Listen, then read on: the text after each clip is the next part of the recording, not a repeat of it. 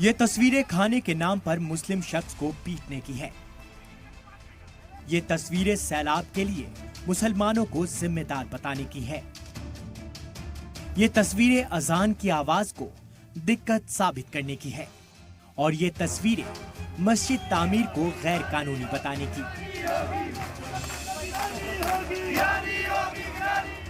मुल्क के अलग अलग हिस्से, अलग अलग मामले, लेकिन मुद्दा सिर्फ एक, मुसलमान। जी हाँ, मुसलमानों के खान पान, पहनावे से लेकर उनकी इबादत और उनकी इबादत गाहों तक सब पर निशाना साधा जा रहा है।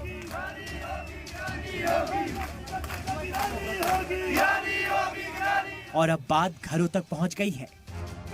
यूपी के मुजफ्फरनगर में ऐसा ही एक मामला सामने आया है, जहां की भरतिया कॉलोनी में एक मुस्लिम शख्स के मकान खरीदने पर हिंदू तंजीमों ने हंगामा किया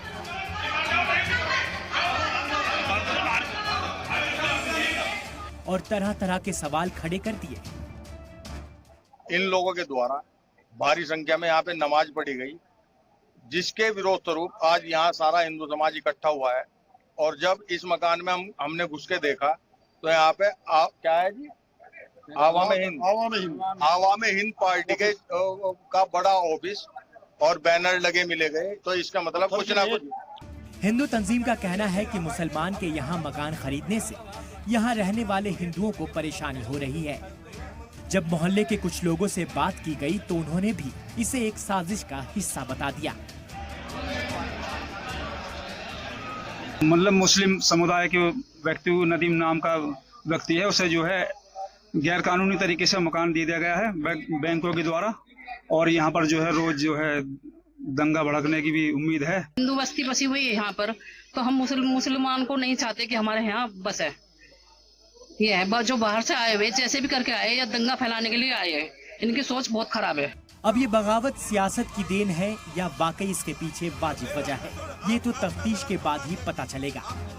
हालांकि अभी पुलिस इस पर कुछ भी कहने से बच रही है।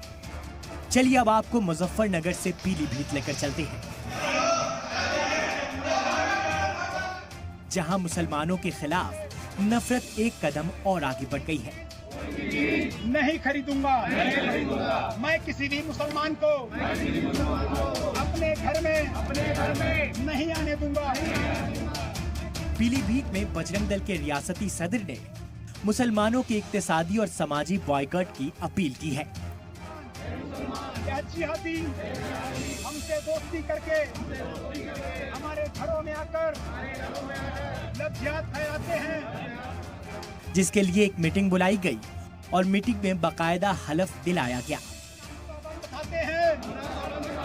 आज से हम जिहादियों से संपूर्ण तरीके के, चाहे वो आर्थिक हो या सामाजिक। तस्वीरों में आप लोगों को हलफ लेते हुए देख सकते हैं, लेकिन यहाँ जो बात सबसे ज्यादा हैरान करने वाली है वो ये है कि मीटिंग पूरनपुर में चंगेज खान नाम के मुस्लिम शख्स की पिटाई के मुल्जिमीन पर दर्ज मुकदमों के खिलाफ बुलाई गई थी। मतलब साफ है कि पिटेगा भी मुसलमान और टूटेगा भी मुसलमान।